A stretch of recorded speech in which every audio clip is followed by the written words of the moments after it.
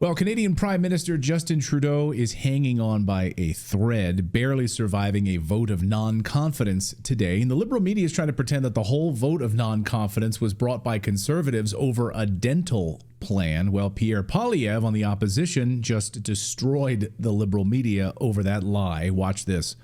And that's why we have a common sense plan to axe the tax, build the homes, fix the budget, and stop the crime. Axe the tax. This will be a carbon tax referendum. A carbon tax election.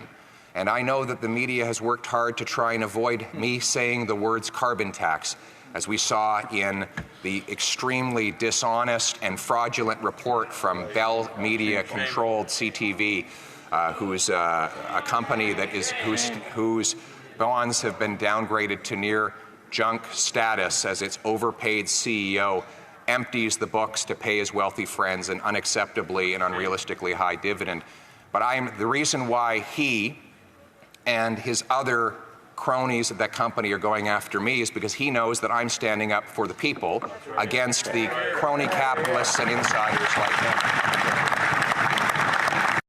And Justin Trudeau just appeared on the Stephen Colbert show. I mean, those are two peas in a pod trying to save his job in New York City. David Clayton writes at the Post Millennial. He's got a great YouTube channel as well, Clayton's Right. And he joins us now to talk about all of this. A lot of craziness happening in Canada, David. So it appears that Justin Trudeau has a job for another day. Yeah, I was a bit surprised how quickly this collapsed around the opposition motion. There was a lot of hope, a lot of encouragement at the very beginning that this was going to mean the end of this Trudeau tyranny, that Pierre Poilievre really was going to get some support from the other opposition parties. Suddenly we have Jagmeet Singh, the leader of the NDP, saying, it's not that I support Justin Trudeau anymore. Remember, I just ripped up our coalition agreement, but I just oppose Pierre Poilievre so much. I am so anti-conservative that I have to support the government. And of course, the treasonous, traitorous Bloc Québécois party, a separatist party that I always say has no business sitting in the House of Commons. It doesn't fight for Canada. It doesn't work for Canadians. It fights for separatism. But it also supported the Trudeau government in this. And once again, why are they doing that? Are they going to get some favors back from the Trudeau government? Well, of course they are. They have their agenda. It's all about Quebec for the Bloc. But the NDP, of course, we don't know what on earth Jagmeet Singh is thinking from one day to the next. And one day he's talking about ripping up the government, and I just can't stomach Justin Trudeau anymore. I can't stomach the Liberals because they have no credibility. They have nothing in common with the ordinary Canadians they pretend to represent. The next day he's talking about he has to support them. So these are very strange times politically in Canada. But I think Pierre Poilievre has made a point here with this non-confidence motion. He's going to continue to insist the government be accountable to Canadians, which Justin Trudeau continues to refuse to do. He does not want to be accountable. One of his ministers recently said, Canadians don't want elections. It was the Foreign Affairs Minister, actually, Melanie Joly, who said, Canadians don't want elections. They just want us to govern.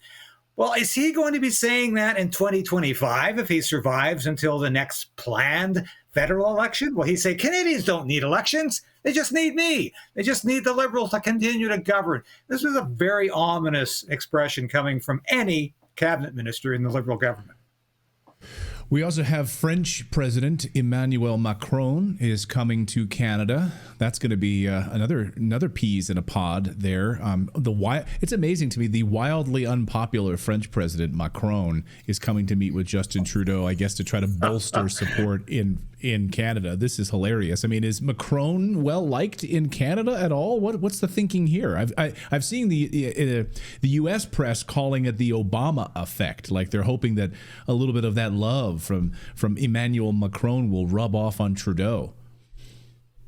I'm certainly not seeing any indication of this outpouring of affection for Emmanuel Macron. This is a man who wants to go to war with Russia, with a French military that's almost laughable.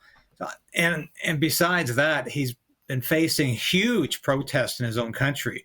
So I don't know where this delusion is coming from that Macron has any popularity in Canada that's going to rub off on Trudeau. Trudeau will accept anybody's popularity at the moment. He's 20 percentage points behind the Conservative Party. He remains in the basement. He's going anywhere possible to get the love and affection he thinks he deserves. He's not getting it from Canadians. Wherever he goes, he faces protests. He faces opposition. So, as I think we're going to be discussing momentarily, he went to New York City to get some warmth and affection, first of all, from the United Nations, where I believe he wants to be the next Secretary General to replace the very aged Antonio Guterres. He was auditioning for a job there this week. Then he goes where? Of course, he goes to see Stephen Colbert, where the audience just thinks Justin is so cool. I mean, one of the questions, I was actually surprised, he kind of brought up the fact that he's been, not well liked. He talked about the unpopularity and I loved his response. And we can't show any clips of the Colbert Show because we'll get a copyright strike for whatever reason. The Colbert Show in 60 Minutes. They don't want you promoting their show at all and talking about it. So we'll just show you some still images here. But what's interesting is that Trudeau said in response to why he's so unpopular, he said, people are taking a lot out on me for understandable reasons. I've been here and I've been steering us through all of these things, and people are sometimes looking at change. Like, what does that mean? So the reason he's disliked in Canada is because he's been steering Canadians through troubled times, and he, that's why they dislike him. He steered you guys through COVID. He's steered you through the Ukraine war. He's your leader, David. Well, he's steering us to the precipice of disaster. That's where we're going under Trudeau. But this is it's emblematic of a narcissistic individual to say, it's not my fault. It's not my problem. Don't you people realize that I'm just essential to your well-being? That I am essential to the future of Canada? This is how he talks now. He was asked about the non-confidence vote, for instance, and he said, it's about power for the Conservatives. And here I am. I don't want power. I'm seeking the good of all Canadians. And he talks in this ego-driven, unalloyed, narcissistic manner in a consistent way. But I laughed at him on the Colbert Show because he described Canada as this land of rainbows and unicorns. He said, well, not all the time, though, but we have our fair share of it. Is there a 10-year-old girl trying to emerge from the body of Justin Trudeau? Because rainbows and unicorns, it's very, very bizarre language. But I really almost lost it when he recommended Canada's healthcare system as the panacea for all of the U.S.'s ills, and that don't come up to our border for cheaper drugs anymore. Just have Medicare like we have, so you can spend more in your taxes than you already spend for private health care. And you can go outside of the country to find operations that you can't have done because Medicare can't provide them. 100,000 Canadians leave the country every year to go to the U.S., Stephen Colbert, for operations that they can't get in Canada in a timely manner. They'll die before they get the operation. That's how great Canada's healthcare system is.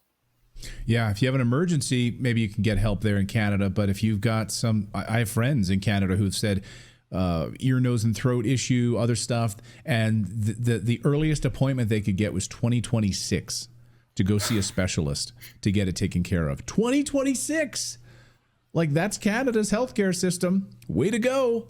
It's unbelievable. And it's amazing that he's in New York meeting with the likes of Klaus Schwab at the United Nations and these other individuals, these globalists who are trying to wrest power away from sovereign governments. That is the plan. Over the weekend, the Summit for the Future, the Pact for the Future, which is what they were signing, basically takes sovereign power away from Canada, away from the United States, and it gives power to the United Nations. No wonder he was in New York. He's wildly unpopular, 33% approval rating for Trudeau.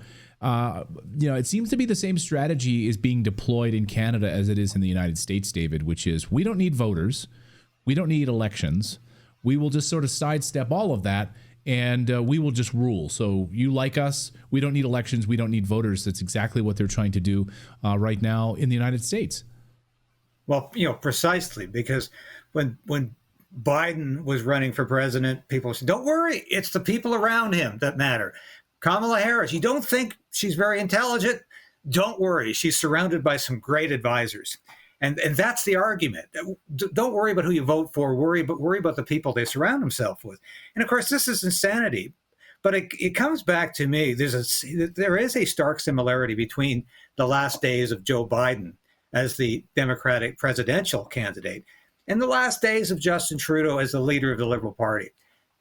24 hours before Nancy Pelosi deposed Joe Biden as her party's candidate for president, Joe Biden was on the stage literally 24 hours beforehand saying, I'm not going anywhere.